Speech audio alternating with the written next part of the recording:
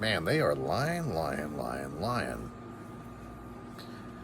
There, I was hearing on the news that they were talking about that Social Security is going to be gone by the time 3035 runs around. That they're literally going to cut the benefits in half for everyone to get. So that means for all of us working to pay for the other people that aren't working, that are older or retired or, disabled and things like that nature, for all the reasons people get Social Security benefits. That's including Medicare and Medicaid as well, as keep that in mind. So not only is Medicaid and Medicare taking money from your pocket directly to pay for other people, they're also taking money from your pocket to pay for you to also have, but yet you got to pay for it through your job, pay your job to get it for a policy that crap.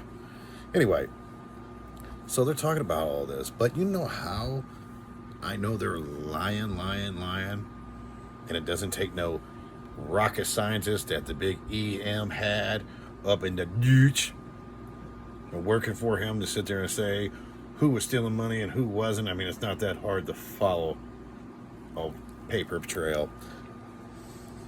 Is that if we're going to be that broke, we're that much in debt, $33 trillion, but that's just so happened the exact same number that we gave to these other countries to fund a war on both sides.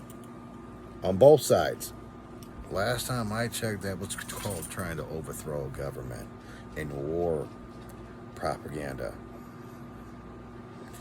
So, with that being said, I know that's a lie, because if that was true, why are they trying to build Alcatraz back up? Why are they spending all this extra money on a dome to keep us safe? Sounds like a satellite to me for the AI. Oh, by the way, and why are we spending all this money on smart cities as well? For the AI. Why are we allowing all these countries to donate money to AI instead of paying back the bills that they owe?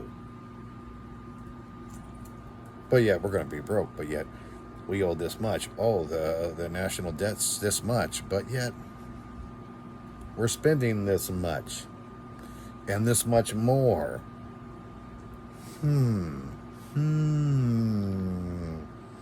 I don't know about you, but when you're in debt, you usually don't double down on a bet. You usually start throwing money to kind of dig yourself out of that hole towards your bills, That's what they taught us. But apparently, if you're rich and everything else, you just go ahead, bet. Just keep doubling the bet. You're eventually going to make it out of that hole. That's something to think about.